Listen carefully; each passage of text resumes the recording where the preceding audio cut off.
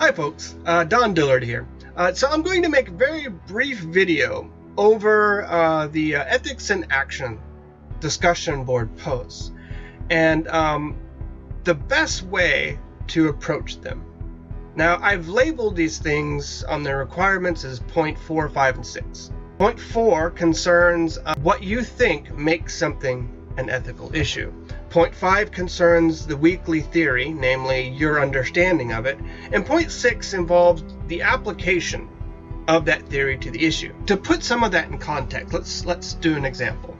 A lot of these things are always best understood through examples. Suppose that we're considering some theory about, say, capital punishment. On the one hand, you might have, say, some pro-capital punishment theory, and the theory says it's never wrong to put someone to death if they've committed a capital crime.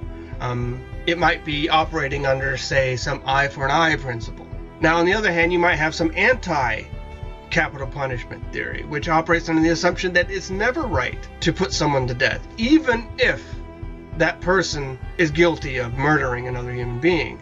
And it might be operating under some principle of some absolute principle concerning murder, right? So if murder is always wrong, and in every case wrong, it can't be right to murder someone who's murdered someone else. So however you parse out those two theories, suppose that we have those two theories, an anti-capital punishment theory and a pro-capital punishment theory.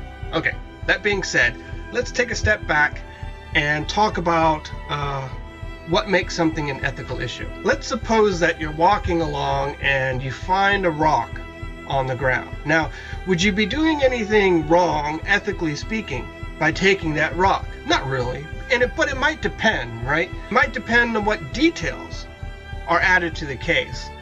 Suppose that it were the case that the rock belonged to someone, which is to say you saw someone drop their lucky rock and you knew it was their lucky rock, and you picked it up and put their lucky rock in your pocket.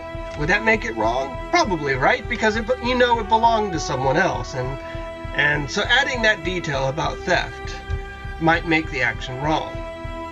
Now let's add some further details to the case. Suppose that you see a bus that's on a hill and it's on the edge of a ravine, such that if you remove the rock that's wedged underneath the tire, the bus rolls downhill and falls into the ravine. Now, would you be doing anything wrong, ethically speaking, by taking that rock? Well, yeah. But suppose further that in the bus it was loaded with death row inmates. Would you be doing anything wrong, ethically speaking, by removing that rock? The bus plummets down the hill and all the death row inmates are killed. That's where theory can help you resolve the issue. I mean, if you're operating from, say, a pro-capital punishment theory, then maybe you didn't do anything wrong by putting all the capital punishment death row inmates to death, because, well, that's what they were headed anyways. It might be wrong if you were operating under a anti-capital punishment theory. So that's all I'm really asking you to do with these discussion board posts. First, just to say what you think, what details conspire in these cases to make something an ethical issue. And then secondly, to explain what you think the weekly theory is. And the theories will change every week, and all I'm really looking for is your interpretation and understanding of these theories. And finally, to apply those theories to the cases. Say how the theory informs your judgment about these things. And that's all I'm really looking for. Overall, I am pretty pleased with the progress of the class on these things.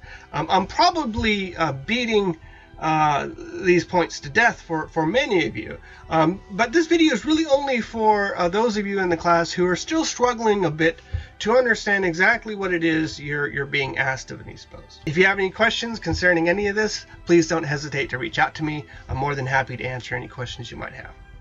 Take care.